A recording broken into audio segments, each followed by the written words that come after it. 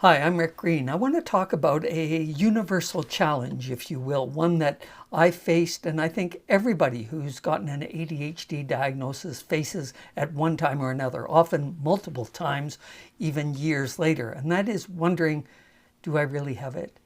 You're diagnosed with ADHD, you doubtless have had doubts, wondering, well, how do I know? Maybe I'm just, it's whatever. It seems like everyone has these moments where they doubt if it's real or if they have it. And we may seek a second opinion or a third or a fourth or keep taking tests to reassure ourselves.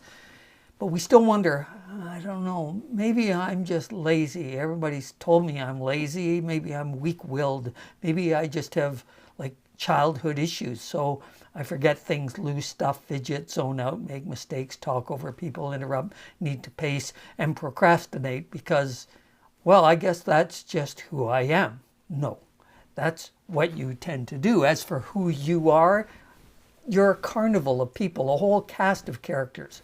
As Shakespeare said, all the world's a stage, and all the men and women merely players. They have their exits and their entrances, and one person in their time plays many parts.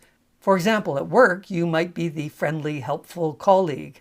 Out with your BFFs, well, you're the funny, effusive, outrageous one. Who you are changes from situation to situation, depending on what you're doing and who you're with. Well, so does ADHD. It's incredibly situational. What may be impairing in a staff meeting, say, blurting out, talking a lot, is what makes you so good when you're dealing with customers. I'm reminded of the emergency room nurse who told me that at work she was pretty restless when things were quiet, but then when an ambulance would arrive, boom, she's calm and clear in action, totally hyper-focused. And she thought, well, I can't have ADHD. I'm very successful. I'm the head nurse. The reason is that she's self-medicating with adrenaline. Works really well, and it explains why a lot of people with ADHD do risky, dangerous things or excel in jobs like first responders, sports, things like that. So perhaps your ADHD vanishes when you're helping a customer or comforting a grieving friend or pursuing your particular hobby. Those are interesting. They wake up your ADHD brain enough that you can focus. Check out my video, Unstoppable When Interested. Despite the label, though, it's now understood that ADHD isn't a deficit of attention. The problem is uneven, inappropriate levels of attention. Laser focused when shooting up aliens on the PlayStation, but zoning out when the lawyer is explaining the meaning of each of the clauses in this huge pile of paperwork that you're supposed to sign to buy the house.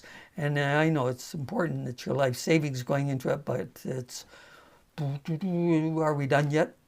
For me, in the first year or two after I was diagnosed, what caused me to doubt that I qualified as ADHD were other people. Helpful people, well-meaning people, mostly, who would argue, but you're successful. Oh, you were never disruptive in school.